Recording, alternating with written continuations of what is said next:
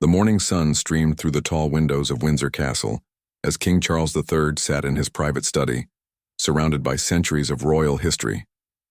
At 75, the weight of the crown had taught him many lessons, but none more important than securing the future of the monarchy. The papers spread across his mahogany desk told a story that would soon shake the very foundations of the royal family.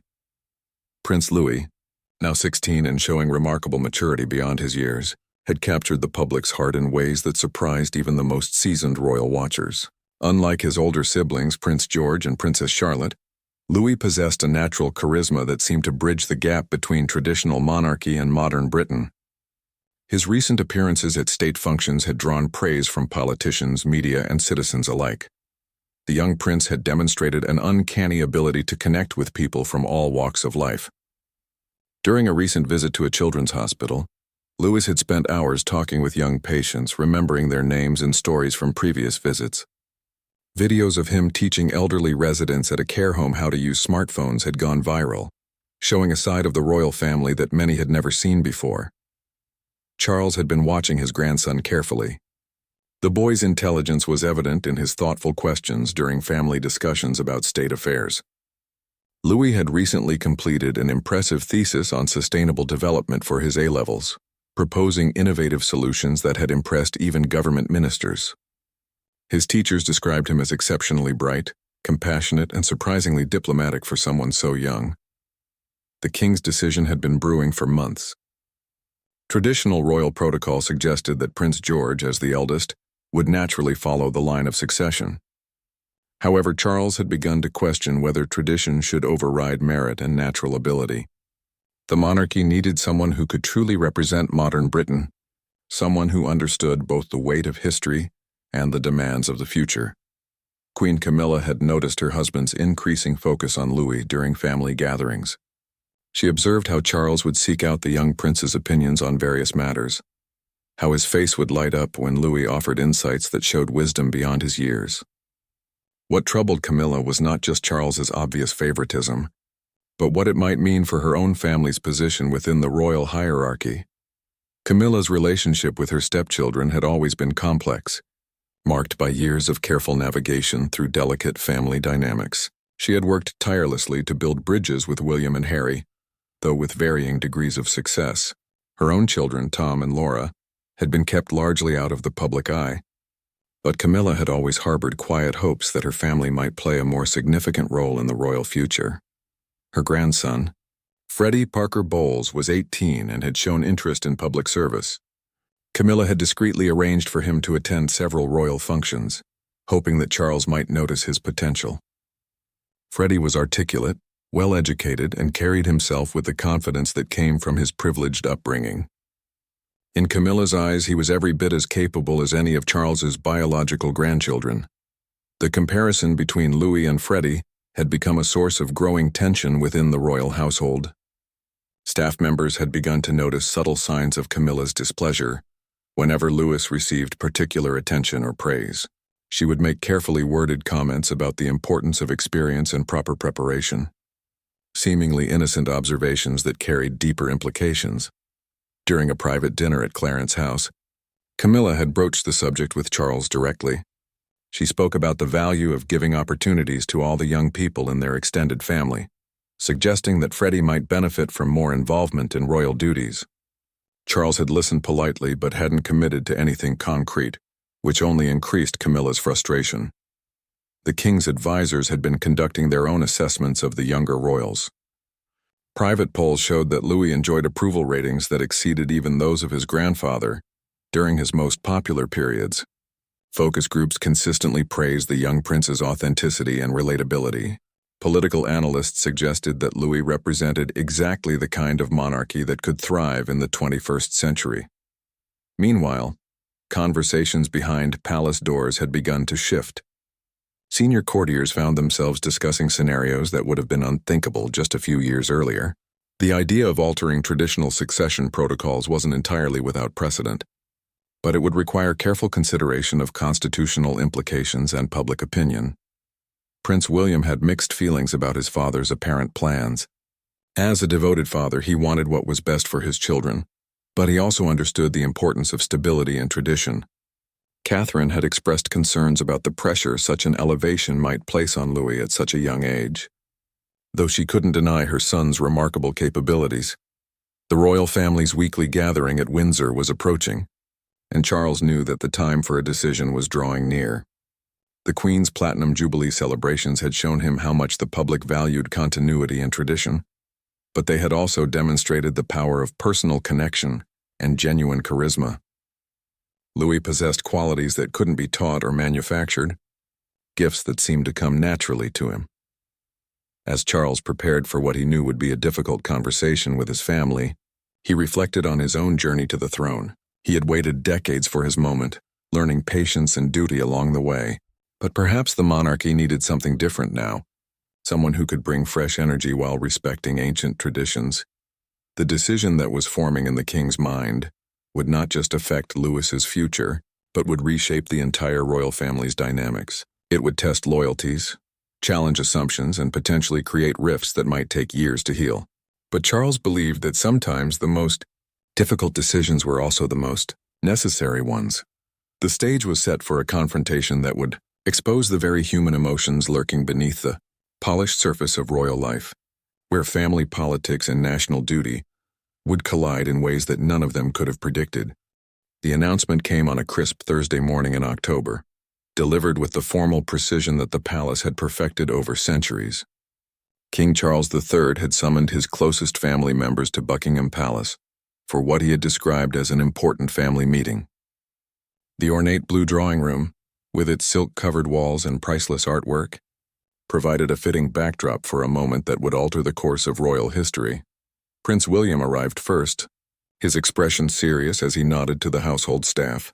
Catherine followed closely behind, her usual warm smile replaced by a look of concern. They had spent the previous evening discussing what Charles might want to tell them, though neither had imagined the magnitude of what was coming. Princess Anne entered with her characteristic no-nonsense demeanor, while Prince Edward and Sophie arrived looking puzzled about the sudden summons. Queen Camilla was the last to enter, her face carefully composed but her eyes betraying a hint of anxiety. She had sensed something significant was brewing from Charles's behavior over the past few weeks. His increased private meetings with constitutional experts and his lengthy phone calls with the Prime Minister had not gone unnoticed. As she took her seat in the circle of gilded chairs, she felt a growing unease about what her husband might be planning. Charles stood before his family, his hands clasped behind his back in a gesture that those who knew him well recognized as a sign of nervous determination. The weight of the crown seemed particularly heavy on his shoulders as he began to speak. His voice was steady but carried an emotional undertone that revealed the personal significance of his words. The king explained that he had been giving considerable thought to the future of the monarchy and the changing expectations of the British people. He spoke about the need for the royal family to evolve while maintaining its core values, to find new ways to serve the nation in an increasingly complex world.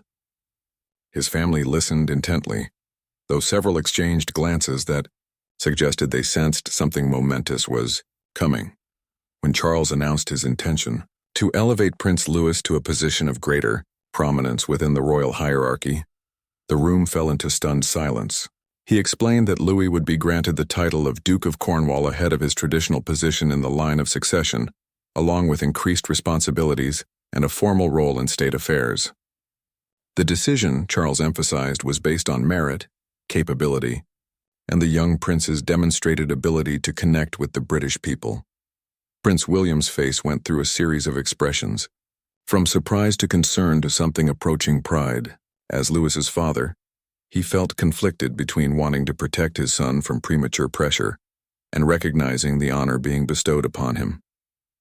Catherine reached for her husband's hand, her mind immediately racing to the implications for their family's carefully maintained privacy and normalcy. Princess Anne, ever practical, was the first to speak.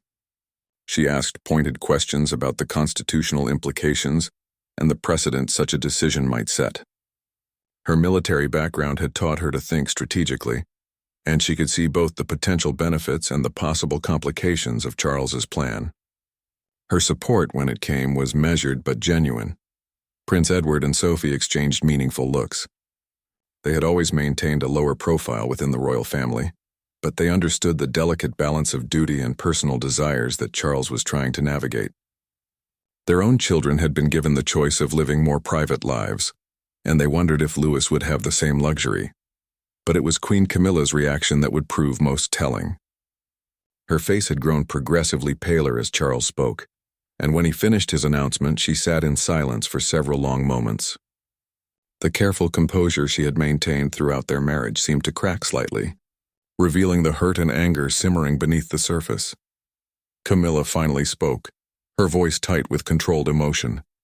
She questioned the wisdom of placing such responsibility on someone so young, citing the challenges that had faced previous generations of royals who had been thrust into prominent roles before they were ready.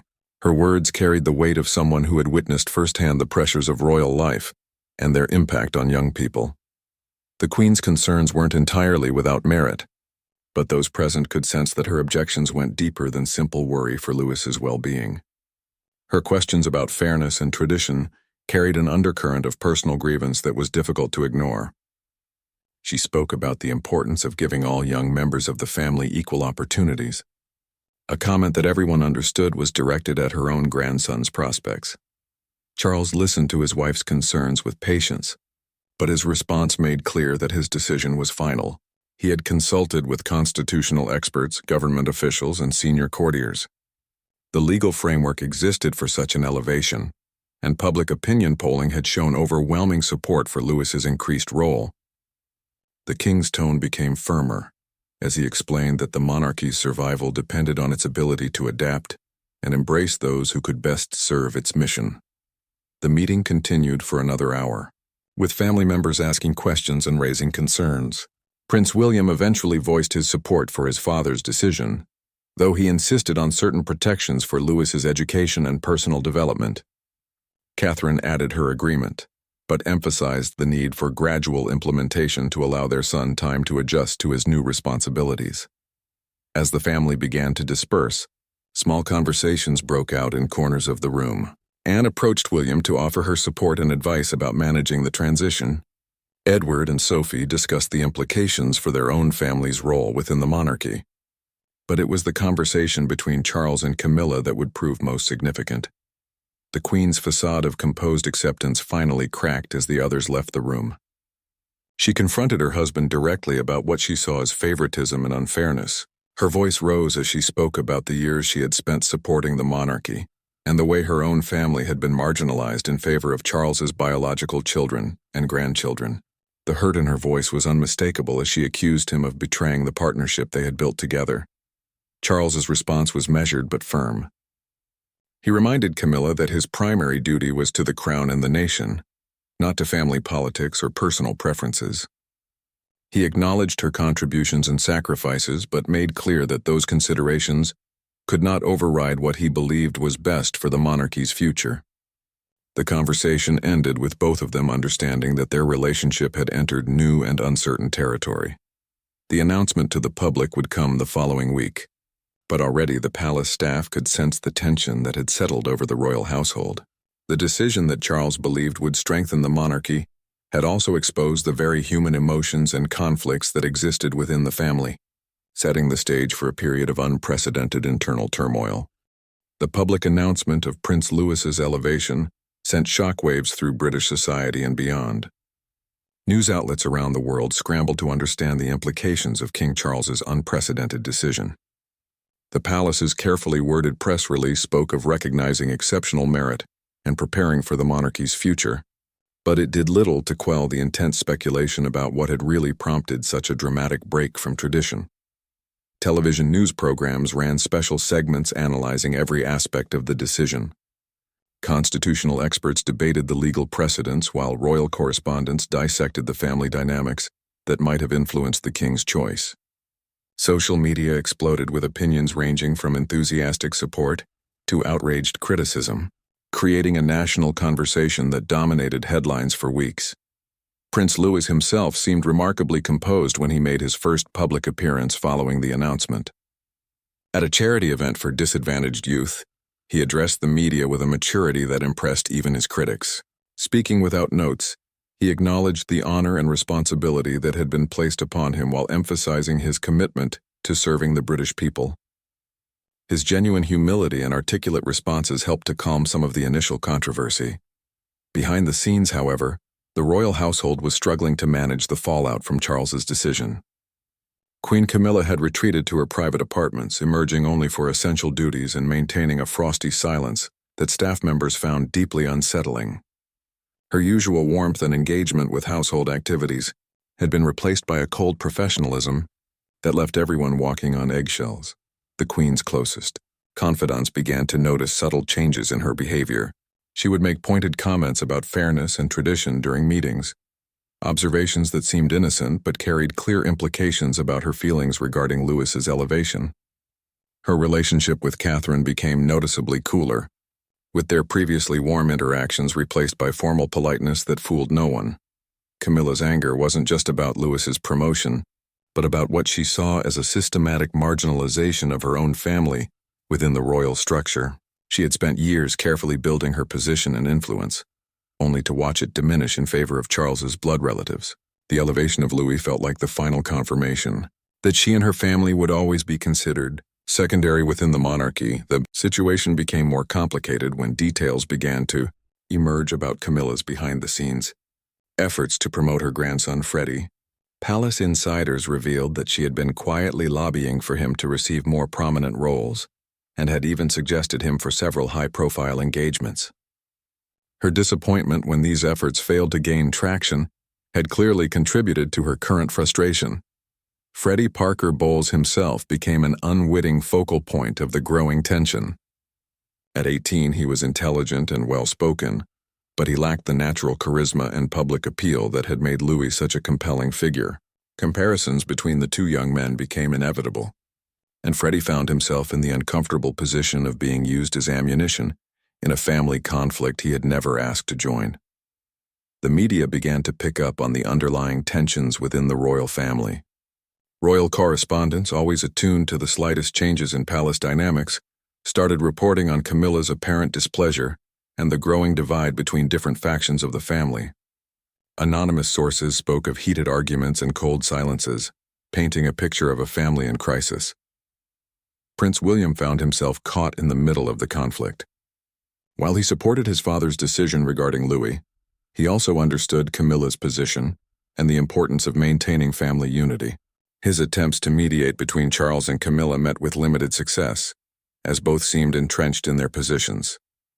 Catherine tried to maintain diplomatic relations with the Queen, but the atmosphere of suspicion and resentment made genuine communication increasingly difficult. The situation reached a new level of complexity when Camilla began to align herself more closely with other family members who felt marginalized by recent developments. Princess Beatrice and Princess Eugenie, who had their own complicated relationships with the core royal family, found themselves drawn into conversations about fairness and recognition. The seeds of a broader family divide were being planted. Public opinion remained largely favorable toward Louis and the king's decision, but critics began to question the cost to family harmony.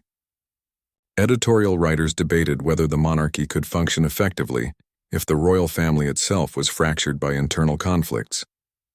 The institution that was supposed to represent stability and continuity was beginning to show signs of the very human frailties that affected any family. Behind closed doors, Charles was dealing with his own doubts about the path he had chosen. While he remained convinced that elevating Louis was the right decision for the monarchy, he was troubled by the unexpected intensity of Camilla's reaction. Their marriage had been built on mutual support and understanding, and the current tension was testing the foundations of their relationship in ways he hadn't anticipated. The king's private secretary began receiving unusual requests from Camilla's office. She wanted separate briefings on certain matters and insisted on her own communications channels for particular events. These seemingly minor administrative changes actually represented a significant shift in the palace's internal operations and suggested that Camilla was beginning to operate more independently of her husband's agenda. The Queen's public appearances during this period were studies in controlled emotion. She fulfilled her duties with professional competence, but lacked the genuine enthusiasm that had previously characterized her engagements. Observant royal watchers noted the subtle signs of tension, the forced smiles, the carefully neutral responses to questions, and the way she avoided certain topics altogether. Louis himself became increasingly aware of the family dynamics surrounding his elevation. Despite his youth, he possessed enough emotional intelligence to recognize that his promotion had come at a cost to family harmony. His conversations with his parents revealed a young man who was both honored by his grandfather's confidence and troubled by the unintended consequences of the decision. The royal staff found themselves navigating increasingly complex protocols as different members of the family began to operate with separate agendas. What had once been a unified household was becoming divided into camps, each with their own priorities and perspectives. The efficient machinery of royal administration was beginning to show signs of strain under the pressure of internal conflicts. As autumn progressed into winter, it became clear that Charles's decision had fundamentally altered the dynamics of the royal family. The elevation of Louis had achieved its intended goal of positioning a capable young royal for future leadership, but it had also exposed deep-seated tensions and rivalries that threatened to undermine the very unity the monarchy needed to survive and thrive.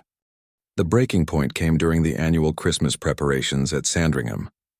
What should have been a time of family togetherness and celebration instead became the stage for Queen Camilla's most dramatic display of frustration yet.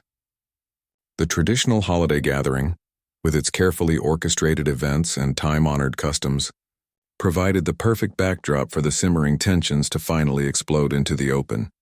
The trouble began during the planning committee meeting for the Christmas Day walkabout. This beloved tradition, where the royal family greets well-wishers after the morning church service, required careful coordination of who would participate and in what order. When the proposed arrangements placed Prince Louis in a prominent position near the king, while relegating other young family members to less visible roles, Camilla's carefully maintained composure finally cracked. Her objection came not as a quiet aside or diplomatic suggestion, but as a sharp challenge delivered in front of the entire planning committee. She questioned why Louis should receive such preferential treatment when other young royals, particularly her grandson Freddie, had been given far fewer opportunities to connect with the public. Her voice carried an edge of bitterness that caught everyone in the room off guard. The Queen's outburst revealed months of suppressed resentment about what she perceived as systematic favoritism. She spoke about the unfairness of judging young people by different standards, and the importance of giving everyone equal chances to prove themselves. Her words were directed at the committee, but everyone understood that her real target was the king himself and his recent decisions regarding the family hierarchy. Charles, who had been reviewing other Christmas arrangements in an adjacent room, heard the raised voices and came to investigate. What he found was his wife in full confrontation mode, her usual diplomatic restraint abandoned in favor of raw emotion. The sight of Camilla publicly challenging decisions that he considered final represented a level of defiance he had never experienced from her before. The argument that followed became the stuff of palace legend. Staff members who witnessed it described a heated exchange that revealed years of accumulated grievances on both sides.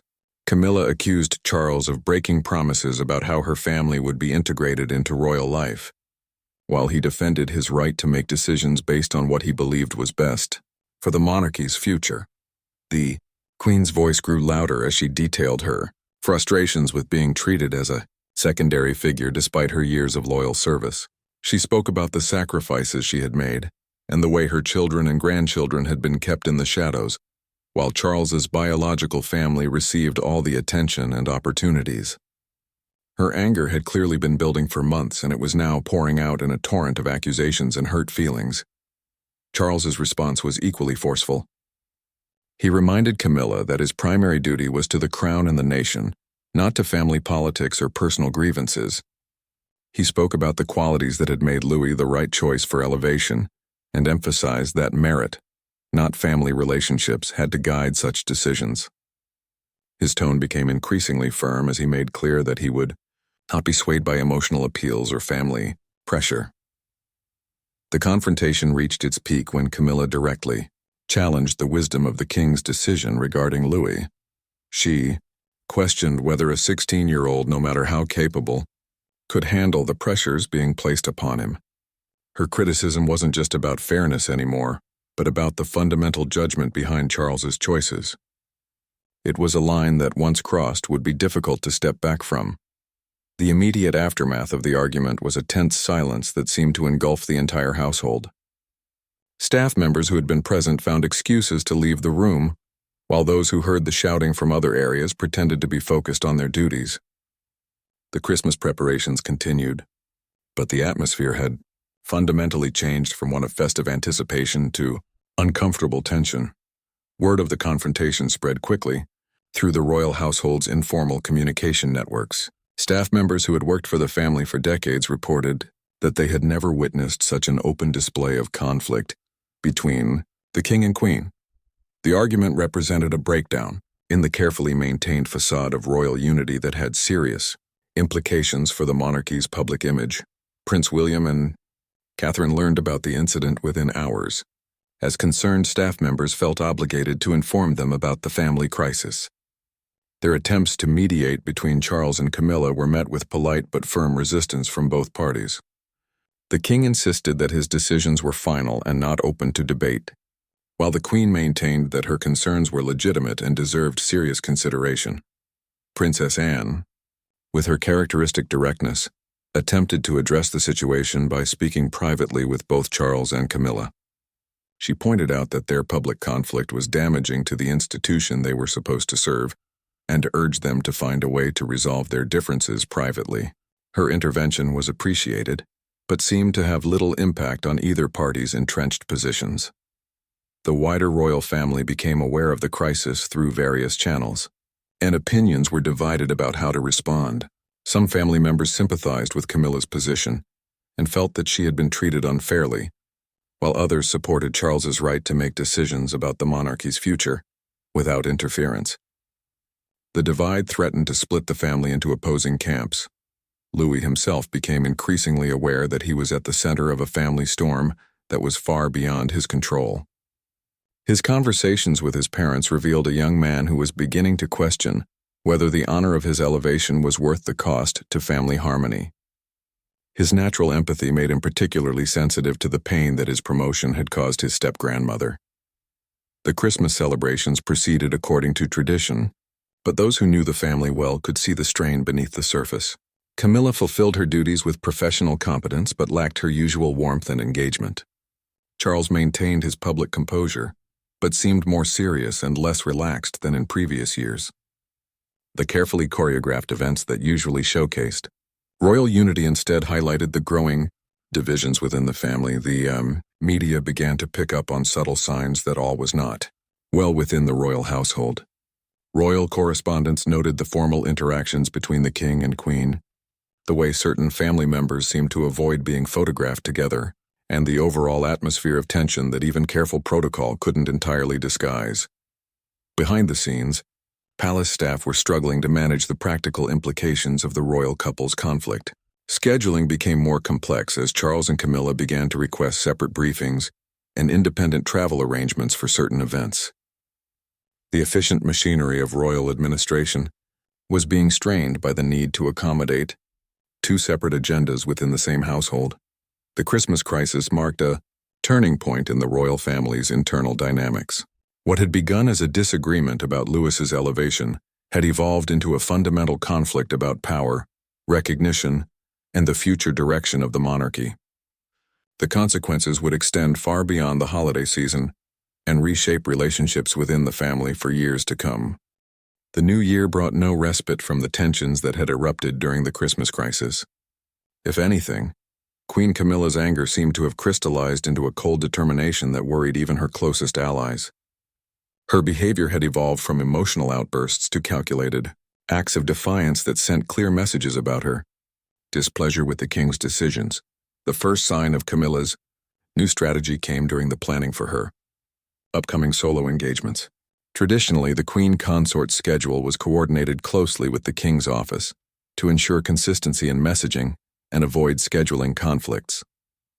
However, Camilla's private secretary began booking events without the usual consultation process, creating an independent agenda that sometimes directly competed with family priorities.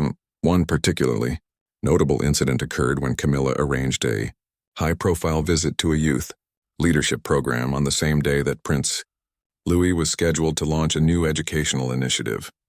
The timing appeared deliberately chosen to draw attention away from Louis's event and toward her own activities. Royal watchers noted the unusual scheduling conflict and began speculating about deeper tensions within the family. The Queen's public statements during these engagements also began to carry subtle but unmistakable messages. When speaking at events focused on young people, she would emphasize themes of fairness, equal opportunity, and the importance of not showing favoritism. Her audiences might have interpreted these as general principles, but those familiar with the palace dynamics understood them as pointed criticisms of recent decisions regarding Louis. Camilla's relationship with the media also underwent a significant shift. Previously, she had been cautious about giving interviews or making statements that might be seen as controversial. Now she began accepting more media opportunities and speaking more freely about her views on family, tradition, and the future of the monarchy. Her comments, while carefully worded, often contained implicit criticisms of recent changes within the royal family. The Queen's behavior wasn't limited to public appearances. Within the palace walls, staff members reported a new coolness in her interactions with those they perceived as being aligned with the King's agenda. Her traditional warmth toward household staff was replaced by a more formal approach that reflected her growing isolation within the family structure. Perhaps most significantly, Camilla began to strengthen her relationships with other family members who felt marginalized by recent developments. She reached out to Princess Beatrice and Princess Eugenie, Charles's nieces, who had their own complex relationship with the core royal family. These conversations, while ostensibly social, began to build a network of family members who shared concerns about fairness and recognition. The Queen also reconnected with some of Charles's extended family members who had felt excluded from the inner circle. Her lunch meetings and private conversations with these relatives created an informal coalition of royals who questioned the direction the monarchy was taking under Charles's leadership. While not openly rebellious, this group provided Camilla with emotional support and validation for her position.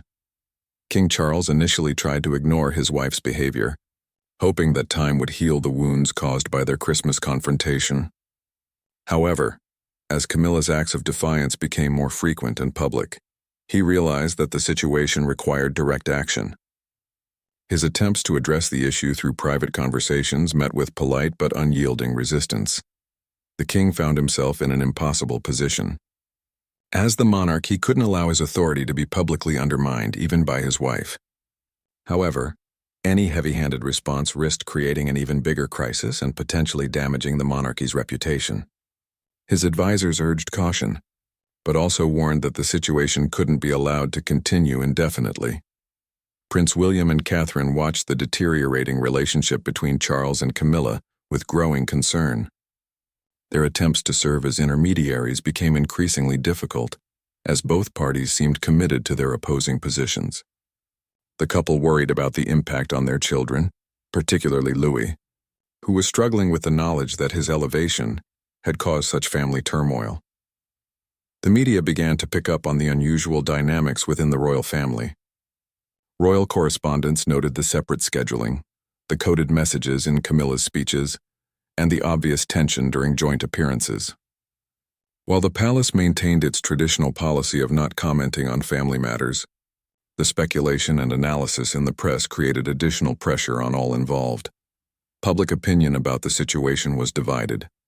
Some sympathized with Camilla's position and felt that she had been treated unfairly after years of loyal service. Others supported the king's right to make decisions about the monarchy's future without interference from family politics. The debate played out in newspapers, on social media, and in pubs across the country. Louis himself was struggling with the unintended consequences of his elevation. Despite his maturity, the pressure of being at the center of a family crisis was taking its toll. His parents noticed increased anxiety and questioning about whether he was worthy of the honor he had received. The young prince began to wonder if accepting the elevation had been a mistake. The situation became even more complicated when details of Camilla's behind-the-scenes activities began to leak to the press.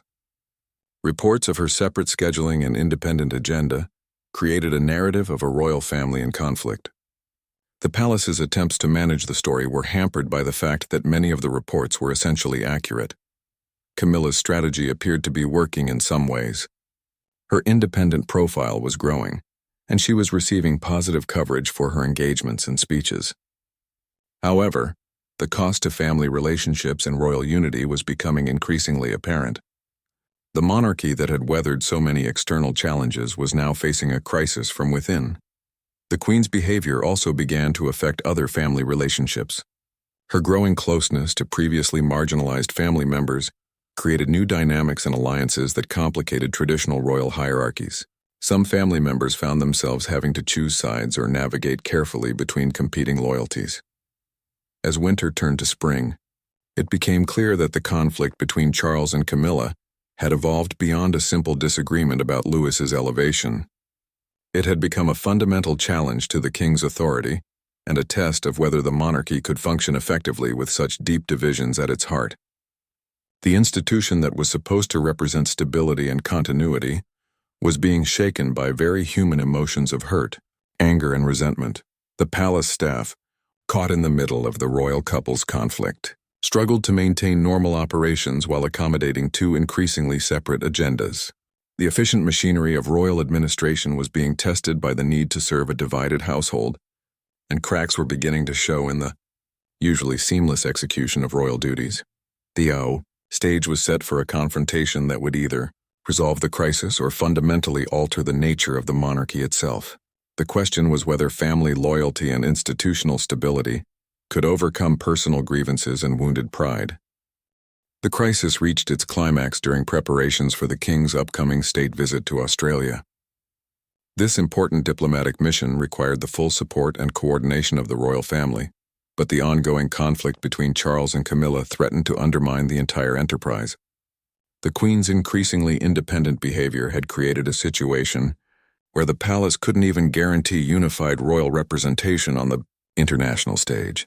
The problem became acute when Camilla announced her intention to make several solo appearances during the Australian tour, events that hadn't been coordinated with the official itinerary. Her private secretary had been in direct contact with Australian officials, arranging meetings and engagements that would run parallel to, but separate from, the king's official program. This unprecedented level of independence sent alarm bells ringing throughout the palace. Hierarchy. Charles's private secretary called an emergency meeting with senior palace officials to address what was becoming a constitutional crisis. The idea of the Queen consort operating independently during a state visit was not just unusual, it was potentially damaging to Britain's diplomatic relationships. Foreign governments needed to deal with unified royal representation, not competing agendas from different members of the same household. The king himself was forced to confront the reality that his wife's behavior had moved beyond personal grievances into actions that could harm the monarchy's core functions. His attempts to discuss the Australian arrangements with Camilla met with polite but firm resistance. She insisted that her planned activities were legitimate extensions of her royal duties and that she had every right to accept invitations from Australian organizations. The confrontation that followed was perhaps the most serious of their marriage. Charles, speaking with the full authority of his position as monarch, made clear that he could not allow the state visit to be compromised by family conflicts. He demanded that Camilla coordinate her activities through the proper channels and cease her independent scheduling. His tone left no room for negotiation or compromise. Camilla's response revealed the depth of her transformation from supportive wife to determined opponent. She accused Charles of trying to control her every move and reducing her to a mere accessory to his reign. Her anger had evolved from hurt feelings about Louis's elevation to a broader challenge to what she saw as Charles's increasingly authoritarian approach to family relationships. The Queen reminded her husband of the sacrifices she had made to support his accession to the throne and the promises he had made about their partnership in royal duties. She spoke about feeling sidelined and diminished despite her years of loyal service. Her voice carried a level of pain and bitterness that surprised even Charles, who hadn't fully understood how deeply his recent decisions had wounded her. The argument escalated when Camilla directly challenged Charles's judgment regarding the monarchy's future direction. She questioned whether his focus on Louis was really about merit or simply favoritism toward his biological family. Her criticism struck at the heart of Charles's justification for the decisions that had started the entire crisis. The immediate consequence of this confrontation was a complete breakdown in communication between the royal couple. They continued to fulfill their joint public duties, but did so with a level of coldness that was impossible to hide from close observers. Staff members reported that they were essentially running two separate households within the same palace structure.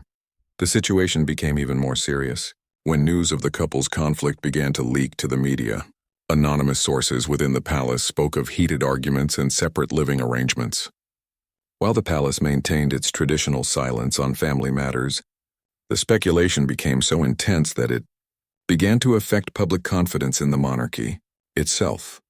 Prince William found himself in the uncomfortable position of having to choose between supporting his father's authority and trying to maintain family unity. His conversations with both Charles and Camilla revealed the impossibility of finding a compromise that would satisfy both parties. The future king was learning harsh lessons about the personal costs of wielding royal authority. Catherine's attempts to maintain relationships with both sides of the conflict became increasingly difficult. Her natural diplomatic skills were tested by the emotional intensity of the situation and the way family members were being forced to choose sides. She worried particularly about the impact on her children, who were witnessing a level of family dysfunction they had never experienced before.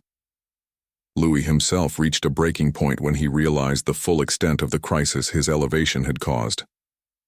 In an emotional conversation with his grandfather, the young prince offered to give up his new titles and responsibilities if it would restore family harmony.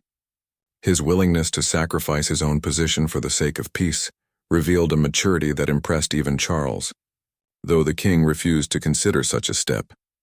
The Australian government, meanwhile, was growing increasingly concerned about the conflicting signals they were receiving from different parts of the royal household.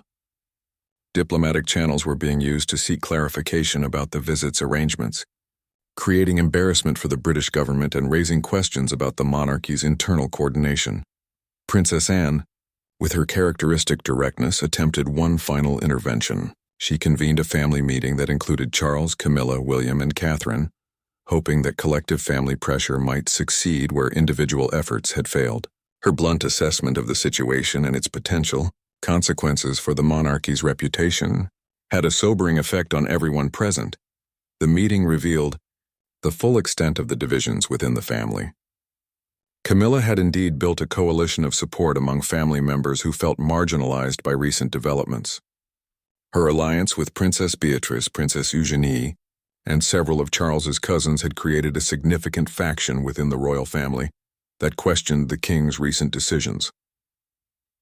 Charles found himself facing not just his wife's opposition, but a broader challenge to his authority from multiple family members. The realization that his decisions had created such widespread dissatisfaction forced him to confront the possibility that he had mishandled the entire situation from the beginning. The pressure from multiple directions began to take its toll on the king's confidence. His advisors noted increased stress and questioning about decisions that he had previously defended with complete certainty. The monarch, who had waited decades for his chance to lead the monarchy, was discovering that family politics could be far more challenging than affairs of state. As the date for the Australian visit approached, the palace faced a choice between canceling or postponing the trip, or proceeding with a royal family that was clearly divided against itself. Neither option was appealing, but the decision would have far-reaching consequences for both the monarchy's international reputation and its internal stability. The crisis had evolved from a disagreement about one young prince's elevation to a fundamental challenge to the monarchy's traditional hierarchy and decision-making processes. The question was no longer just about Louis's position, but about whether the royal family could function effectively when its members were openly at odds with each other. The resolution came from an unexpected source. Prince Louis himself, having watched his family torn apart by a decision meant to honor him, took matters into his own hands with a maturity that surprised everyone involved. On a quiet Sunday evening at Windsor Castle, He requested a private meeting with both his grandfather and step-grandmother, determined to find a way forward that could heal the wounds his elevation had caused. The 17-year-old prince had spent weeks observing the deteriorating relationships around him and had come to understand that the crisis was about far more than his own position. He recognized that Queen Camilla's anger stemmed from years of feeling undervalued and marginalized, while King Charles's decisions reflected his genuine desire to modernize the monarchy. Louis believed that both perspectives had merit, and that a solution existed if everyone could step back from their entrenched positions.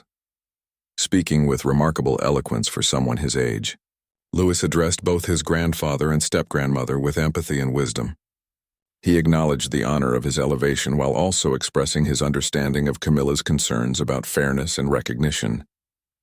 His words carried no trace of self-pity or resentment, despite being the innocent center of a family storm that had raged for months.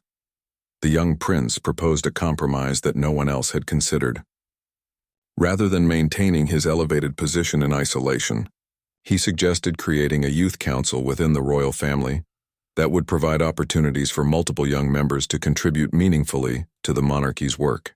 This approach would preserve the spirit of Charles's decision while addressing Camilla's concerns about equal treatment and broader participation. Louis's proposal included specific roles for his step-grandmother's grandson Freddie, recognizing his capabilities while avoiding direct competition between the two young men. The prince demonstrated a sophisticated understanding of family dynamics and royal protocol that impressed both Charles and Camilla. His willingness to share the spotlight revealed a generosity of spirit that spoke well for his future leadership potential. The meeting marked a turning point in the crisis. Camilla, faced with Louis's genuine concern for her feelings and his thoughtful approach to addressing her grievances, found her anger beginning to soften. The young man's obvious sincerity and wisdom made it difficult to maintain her position of opposition. She began to see him not as a symbol of her marginalization, but as a potential ally in creating a more inclusive royal family. King Charles was equally moved by his grandson's intervention. Louis's proposal offered a path forward that preserved the essential elements of his original decision, while addressing the family conflicts it had created.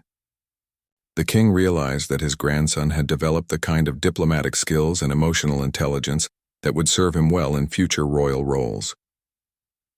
The three-way conversation continued for several hours, during which genuine communication replaced the angry exchanges and cold silences that had characterized recent months.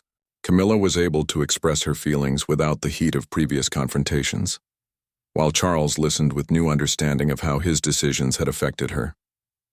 Louis served as both mediator and catalyst for a long overdue, honest discussion about family roles and expectations. The immediate result was an agreement to postpone the announcement of any specific new arrangements until after the Australian state visit, allowing time for proper consultation and planning. More importantly, the conversation had restored a level of mutual respect and understanding that had been missing since the original crisis began. The Australian visit proceeded successfully, with the royal couple presenting a united front that helped restore confidence in the monarchy's stability. Camilla's behavior returned to its traditionally supportive role, while Charles demonstrated new sensitivity to the concerns of other family members. The diplomatic success of the trip provided breathing room for the family to work through their remaining differences privately. Behind the scenes, the Youth Council proposal was being developed with input from constitutional experts and senior palace officials. The concept offered a way to channel the energy and talents of multiple young royals while maintaining appropriate hierarchy and coordination. Freddie Parker Bowles was among the first to be approached about participating, a gesture that went a long way toward healing the wounds in Camilla's relationship with the core royal family. The media gradually picked up on the improved atmosphere within the royal household. The separate scheduling and coded messages that had characterized Camilla's behavior during the crisis gave way to renewed coordination and cooperation. Royal correspondents noted the return of warmth in the interactions between family members and the restoration of the usual palace protocols. Public opinion responded positively to the signs of renewed royal unity. The monarchy's approval ratings, which had suffered during the months of visible family tension, began to recover as the royal family once again appeared to be functioning as a coordinated team. The crisis had taught valuable lessons about the importance of family harmony to the institution's public credibility. Prince Louis's role in resolving the crisis enhanced his reputation even further. His combination of humility, wisdom, and diplomatic skill demonstrated exactly the qualities that had originally prompted his grandfather's decision to elevate him. The young prince had proven himself capable of handling not just public duties, but the complex family politics that were an inevitable part of royal life. Queen Camilla's relationship with Louis evolved from resentment to genuine admiration. She began to see him as an ally rather than a threat, someone who understood the importance of family unity and was willing to work for inclusive solutions. Their improved relationship helped heal other family divisions and created a more positive atmosphere throughout the royal household. The Youth Council concept was formally announced 6 months later, with Prince Louis as its chair and several other young family members, including Freddie Parker Bowles as active participants. The initiative received widespread praise for its innovative approach to engaging younger royals and preparing them for future responsibilities, while maintaining appropriate balance and fairness. King Charles emerged from the crisis with new insights into the importance of consultation and family communication. While he maintained his authority to make final decisions about the monarchy's direction, he demonstrated greater sensitivity to the concerns and feelings of other family members. The experience had taught him that even well-intentioned decisions could have unintended consequences if not properly handled. The resolution of the crisis ultimately strengthened the royal family by forcing them to address long-standing issues about roles, recognition, and mutual respect. The painful months of conflict had cleared the air and established new foundations for cooperation and understanding. The monarchy that emerged was more resilient and better equipped to handle future challenges. Prince Louis's elevation, which had initially seemed like such a divisive decision, ultimately became the catalyst for positive changes throughout the royal family. The young prince had not only proven worthy of his grandfather's confidence but had demonstrated the kind of leadership and wisdom that would serve the monarchy well in the years to come. The crisis that had threatened to tear the family apart had instead brought them closer together and prepared them for a more collaborative and inclusive future.